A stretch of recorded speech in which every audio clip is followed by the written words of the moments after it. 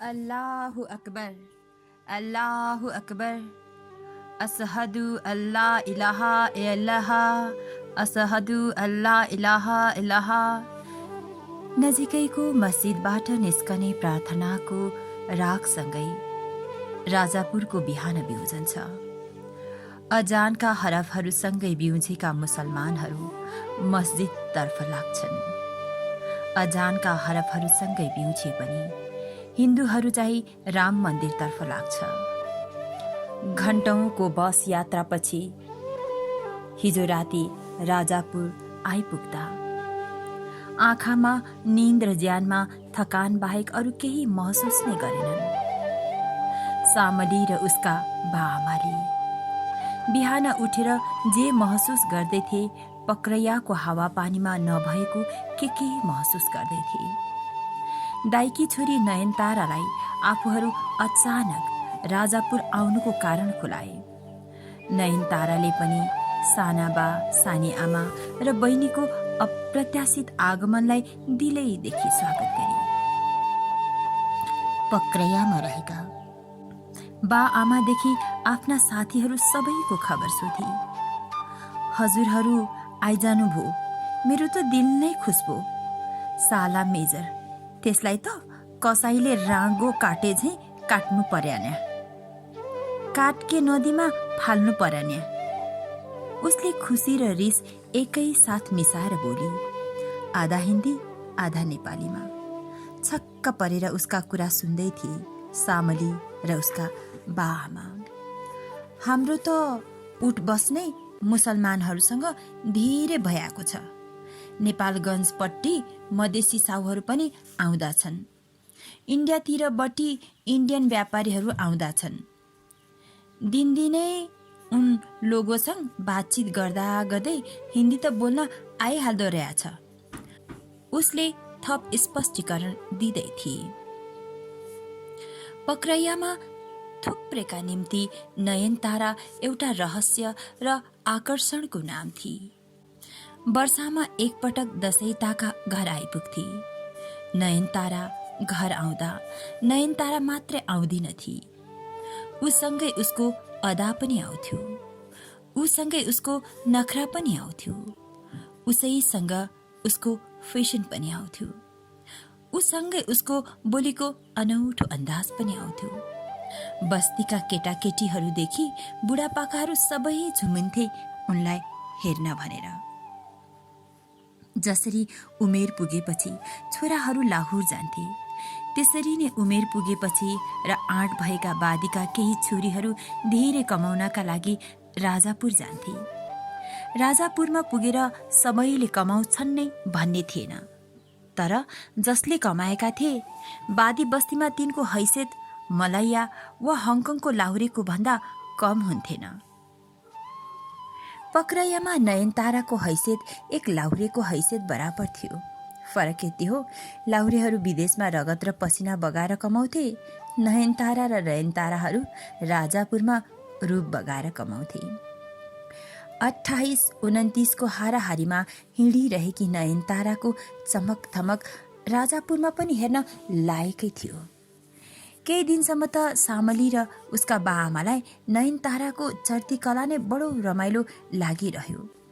बिहान उठेर मुख धोइवरी पहिला सिँगार पटार गरेपछि मात्र चिया खान बस्ती।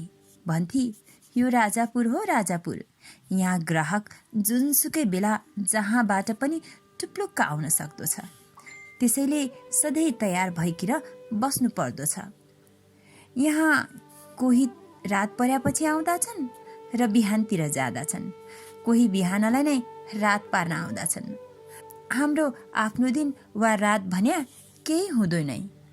अरूले रात पर भन्यो भने रात पारिदिँदछौँ, अरूले दिन पार भन्यो भने दिन पारिदिँदछौँ। सब अरूकै इसारामा चल्नु पर्दछ। यसरी अरूकै इसारामा चल्यापछि पैसा चाहिँ हाम्रो इसारामा चल्दो छ।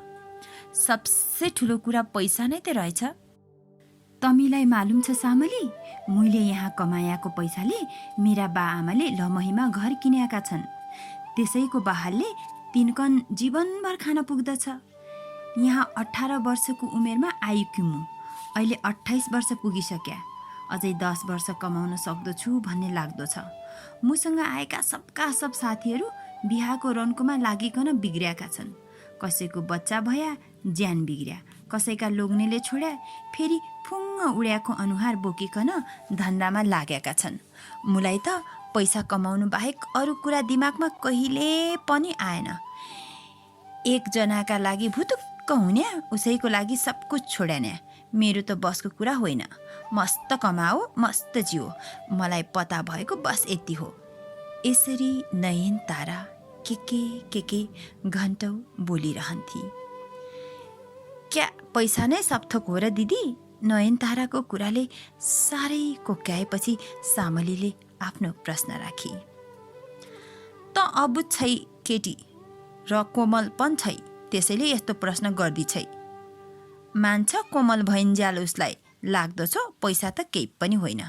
माया प्रेम सम्बन्ध के न ठुलो जस्तो लाग्दछ। तर कोमलताले दुःख सिवाय केही पनि दिँदैन। मु पनि कुनै दिन तमी जस्तै कोमल थिएँ।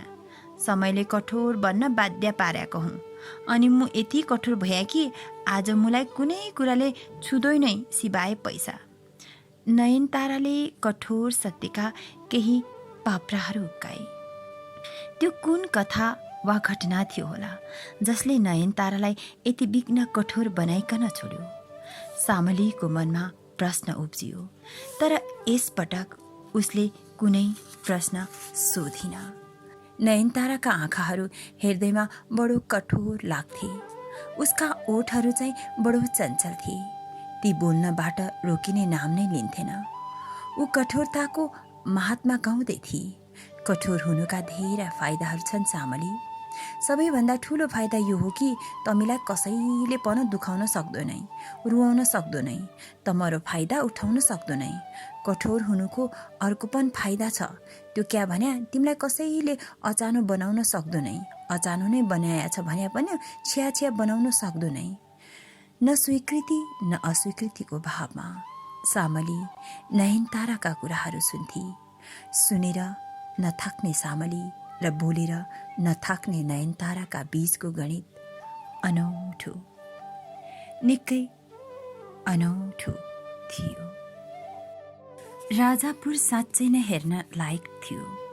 हरेक 3 घर छोडेर एउटा घरमा मिठाई पसल थियो। किराना पसलहरू त झन् कति रङ रङका कुर्ता र साडीहरू झुन्डाइएका हुन्थे। प्रत्येक जसो लुगा पसलमा नेपाली कम हिन्दी र उर्दूमा ज्यादा कुराकानी गरिरहेका हुन्थे पसले र ग्राहकहरू। दाङको 12 कुनेको मेलामा जति घुइँचो हुन्थ्यो त्यति घुइँचो त यहाँ मेला नलाग्दा नै देखिन्थ्यो। राजापुर बजार माथिल्लो भेगमा थियो भने राजापुरको बादी जस्तो त्यसको 15-20 मिनटकै दूरीमा। राजापुर बजारमा एक प्रकारको रौनक थियो। राजापुरको बादी बस्तीमा अर्कै खालको रौनक थियो। बिहान एकछिन मात्र सुस्ताए चाहिँ हुन्थ्यो बस्ती। दिउँसो अलि बढी, साँझ झनै बढी जाग्थ्यो। रातमा रातलाई नै जगाउने गरी जाग्थ्यो बादी बस्ती। केही दर्जन लोग्ने मान्छेहरूलाई जगाउनुको त के कुरा भो र। राजापुर आएको महिना दिनपछि एक साँझ बगैँचामा आँप टिप्न गएका देब्रे कान्छा फर्केनन्। किन फर्केनन्? राति निकै अबेरसम्म नफर्किएपछि देब्रे कान्छालाई खोज्न हिँडेकी सामली र उसकी आमा आँपको बगैँचा निर लडेको अवस्थामा थिए। देब्रे कान्छा छामेर हेर्दा सास गइसकेको थियो। खुट्टामा भएको निलो डामलाई हेरेर जो कोहीले भन्न सक्थ्यो उनको मृत्यु विषालु साँपले टोकेर भएको हो। एउटा सन्तासबाट मुन्टो लुकाउन राजापुर आइपुगेका उनीहरूलाई के थाहा, राजापुरमा अर्को सन्तासले मुन्टो उठाएर उनीहरूलाई कुरिरहेको छ भन्ने। मृत्यु देब्रे कान्छाको भयो र लास भई उसकी स्वास्नी, त्यो पनि जिउँदो लास। ऊ न केही बोल्थी न केही गर्थे, बस चुपचाप टोलाइरहन्थे। छोरी जोगाउन आउँदा राजापुरले लोग्नेलाई निल्छ भन्ने अन्दाज थिएन उसलाई। छोरीको पिर्लोबाट सुरु भएको एउटा यात्रा लोग्नेको मृत्युमा गएर टुङ्गिएको थियो। त्यस्तो टुङ्ग्याइका निम्ति सायदै तयार थिए चन्द्रिका। काजक्रिया सकेको भोलिपल्टैबाट चन्द्रिकाले राजापुर छोड्ने इच्छा व्यक्त गरे। उसलाई रोक्ने आँट न सामलीमा थियो न नयनतारामा। मेजरको सन्तास नहुँदो हो त सामली पनि आमासँगै फर्किन्थे। तर मेजरको शिकार हुनुपर्छ भन्ने भयले सामलीले आमासँगै जान्छु भन्न सकिन। आमा राजापुरबाट फर्केपछि सामली झन एक्लै हुन पुगी। दिदी बस्ने घरमा ग्राहकहरूको ओहोर-दोहोर देखिरहन्थ्यो। जब ग्राहकहरू आउँथे भित्रपट्टिको अँध्यारो कोठामा बस्ने आदेश दिएकी थिए दिदीले। ऊ यन्त्रवत दिदीका कुराहरू सुन्थे, यन्त्रवत दिदीका कुराहरू मान्थे।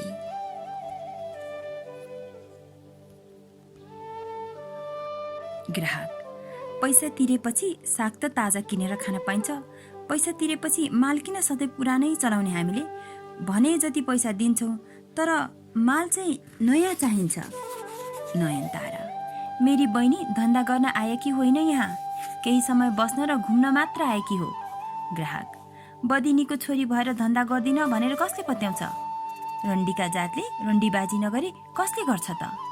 नयनतारा: तमहरी जस्ता आदमी रन्डा नभए हामी जस्ता औरत आफै कसरी रन्डी हुँदा छौँ? 10वटा रन्डीका मुतुना चाट्दै हिँड्या मान्छेले आफूले आफैलाई चाहिँ सज्जन हुँ भन्दो रहेछ। सामान्य कुराबाट सुरु भएको ग्राहक र नयनतारा बीचको भनाभनले असामान्य र मुख खोलाखोलको रूप लिइसकेको थियो। बल्ल पो सामलीले बुझी, माल भन्नु त अरू केही होइन रहेछ, ऊ आफै पो रहेछ। पसलमा राखेको चामल पनि माल, दाल पनि माल, चिनी र चियापत्ती पनि माल, चुरोट र सलाई पनि माल, रक्सी र रमका बोतल पनि माल। मालहरूको लहरमा बेच्न राखेका उसकी दिदीका साथीहरू पनि माल। बेचिन तयार छैन भन्दा भन्दै पनि बेचिनै पर्छ भन्ने ढिपीमा लादिएकी ऊ आफै पनि माल। दुनियाँको असुल उपरीको कायदा गजब। मासुले नबनेको मालभन्दा मासुले बनेको मालमा चासो सबैको। राजापुरमा रहँदा सुरुमा त रङ्गी बिरङ्गी रौनक मात्र देखेकी थिए सामलीले। पछि बिस्तारै मासु नै मासुको बजार मात्र देख्न थाले। मासु पनि धेरै होइन, मोटा मान्छेमा आधा किलो जति मात्र मासु देख्थे, अलि दुब्ला पातला मान्छेमा 1 पाउ वा आधा पाउ मासु देख्थे। मासु बजारमा हरदम मासुकै मात्र कुरा हुन्थ्यो। संसार हावापानी बिना रोकिन्छ भन्ने सुनेकी थिए उसले, तर संसार मासु बिना रोकिन्छ भनेर किन उसलाई कसैले भनेन आजसम्म? ऊ ताज्जुब थिए। सुरुमा ग्राहक आउँदा कोठाभित्र जा भन्ने दिदीले पछि ग्राहक आउँदा कोठा बाहिर आइज भन्न थाली। आफ्नै बहिनीको अगाडि छिल्लिएर बोल्थे, मात्तिन्थे, हात हाला गर्दै ग्राहकहरूसँग। कतिपटक ग्राहकले दिदीको छाती समाएको वा दिदीले ग्राहकको के अठ्याएको नदेखेकी होइन उसले, नदेखे चाहिँ गरेकी मात्र हो। कति कुरा नसुने चाहिँ गर्थे, तर सुनिरहेकी हुन्थे। जति जति ग्राहकसँग छिल्लिने कुराको मात्रा बढ्दै गयो उति सामलीमाथि गाली गलौजको मात्रा पनि बढ्दै जान थाल्यो। भन्थे, तेरा कारणले मेरा सबै ग्राहक भड्किएका छन्, अब ती भड्किएका ग्राहकलाई अन्त जान दिन हुँदैन तैँले। दिदी नयनतारा होस् वा उसका साथीहरू सबैजना चिटिक्क परि सजिएर बस्थे। भर्खरै आकाशमा उडिहाल्ने रङ्गीन पुतली जस्ता बनेर बस्थे। सामली भने सबैभन्दा पुरानो र मैलो लुगा लगाएर बस्थे दिनभर। ग्राहकहरू के देख्थे कुन्नी सामलीमा? त्यही पुरानो र मैलो लुगामा उभिने सामली उनीहरूको पहिलो रोजाइ हुने गर्थ्यो। पहिले सामलीसँग कुरा गरेर कहिल्यै नथाक्ने नयनतारा अहिले पनि थाक्दिनथी। फरक बस यति थियो कि पहिले कुरा गरेर थाक्दिनथी, अहिले गाली गरेर थाक्दिन। यसको कारणले मेरा ग्राहकहरू भड्किए भन्दै नयनताराले गाली गरिरही थुप्रै दिन। बिहानै गाली, दिउँसै गाली, साँझ गाली, राति गाली। भात खाँदै गर्दा भातका चिताहरूभन्दा बढी गाली, चिया खाँदा चियामा हालिने चिनीका दानाहरूभन्दा बढी गाली। गाली गाली र बस गाली। तित्राको मुखै बैरी भने जस्तो आफ्नै रूपै बैरी लाग्न थाल्यो सामलीलाई। एक दिन ऐना हेर्दा हेर्दै झोक चल्यो उसलाई। ऐनामा पुरै अंगार दलिदिए। अंगार दलिएको ऐना हेर्दा आफ्नो अनुहार पनि अंगार जस्तै देख्यो। अंगार दलिएको ऐनाको विरूपता देखेर आफै मक्ख परी। मक्ख पर्ने सिलसिला अझै रोकिएन। फरक यति हो कि अब भने ऐनामा होइन, आफ्नै अनुहारमा अंगार दलेर बस्न थाली। यसो गरेर ऐना हेर्दा उसलाई परम सन्तुष्टि मिल्थ्यो। यही अनुहार हेरेर दिदीका ग्राहकहरू भड्केका हुन्। दिदीका ग्राहकहरू भड्केकाले दिदी भड्केकी हो, यही सोच्थे ऊ। अनि अनुहारमा कहिले ध्वाँसो दलेर बस्थे, कहिले अङ्गार। अचम्मको कुरा त के भने उसका यस्ता उटपटाङ हरकतहरूले समेत ग्राहकहरूको रोजाइ फेरिएन। उसमा के देख्थे कुनै ग्राहकहरू? क्रिम पाउडर दलेर चिटिक्क परेर बस्ने अनुहारहरू छोडेर ग्राहकहरू ध्वाँसो अङ्गार दलिएको सामलीको त्यही अनुहार रोज्थे। दिदीलाई खुसी बनाउन अनुहार जति नै बिरु पारेर बसे पनि दिदीको रिस घट्नुको साटो झन बढ्थ्यो। दिदीको रिस सेलाउनुको साटो झन उम्लन्थ्यो। सुरुमा त ऊ दिदीको रिससँगै डराउँथे पनि बिस्तारै ऊ दिदीको उम्लिएको रिसमा समेत मजा मान्ने भएकी थिए। मजा त उसलाई झुक्याउनमा पनि हुन्थ्यो। गालिसकेपछि दिदीको धम्कीको ओहिरो लाग्थ्यो। अब यसै ग्राहक भड्किए उसै भड्किए भन्दै जसरी पनि ग्राहकको खल्तीमा पैसा झार्ने ध्याउनमा थिए नयनतारा।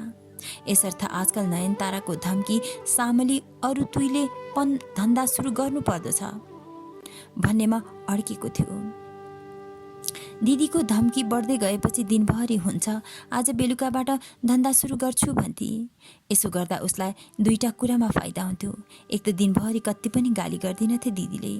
दिदी बोलीमा चिनी मिसाएर बोल्थे। दिदीको चिनी मिसिएको बोली सुन्दा बडो आनन्द लाग्थ्यो उसलाई।